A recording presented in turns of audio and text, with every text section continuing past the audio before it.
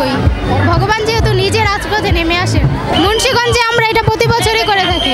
আমরা এই দিনটার জন্য সারা বছর অপেক্ষা করি। সুভদ্রা মহারানী, জগন্নাথ, বলদেব রাজপথে বের হয় আমাদের দর্শন দেওয়ার জন্য।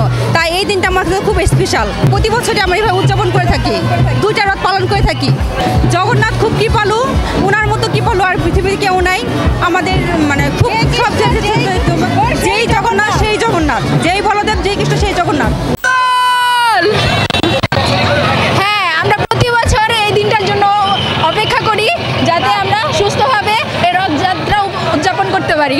এই রথযাত্রাটা বের হয় শ্রী শ্রী জগন্নাথ দেব রথে চড়ে তার পিছু বসে যায়, তাই আমরা এই রথযাত্রা উদযাপন করে থাকি। হরে কৃষ্ণ। এই রথযাত্রা মহোৎসব আমরা অপেক্ষায় থাকি বছরে একটি দিন। আমরা এতই ব্যস্ত থাকি যে জগন্নাথ, বলদেব, সুভদ্রা মহারানীকে দর্শন করার জন্য মন্দিরে যেতে পারি না। তাই বছরে একটি দিন রথযাত্রা মহোৎসবের দিন জগন্নাথ, বলদেব, সুভদ্রা মহারানী আমাদের ভক্তদের দর্শন দেওয়ার জন্য, কৃপা করার জন্য নিজে রাজপথে চলে আসেন। তাই এই রথযাত্রা মহোৎসব হচ্ছে এমন একটি দিন যেই দিন জগন্নাথ, বলদেব, সুভদ্রা মহারানীর কৃপা লাভ করার জন্য হাজারো হাজারো ভক্ত চলে আসে রাজপথে।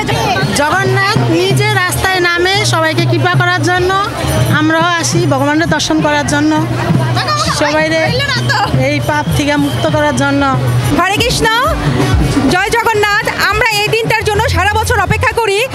আমরা কাজের ব্যস্ততার কারণে হয়তোবা মন্দিরে গিয়ে জগন্নাথকে দর্শন করতে পারি না, তো জগন্নাথ এতই কৃপালু যে আমাদের মতো পাপীদেরকে দর্শন দেওয়ার জন্য সে স্বয়ং নিজে রাস্তায় বের হয়, আমাদেরকে দর্শন দেয়, আর এই দর্শনে মানব জীবন ধন্য হয়। হরি বল, হরে কৃষ্ণ।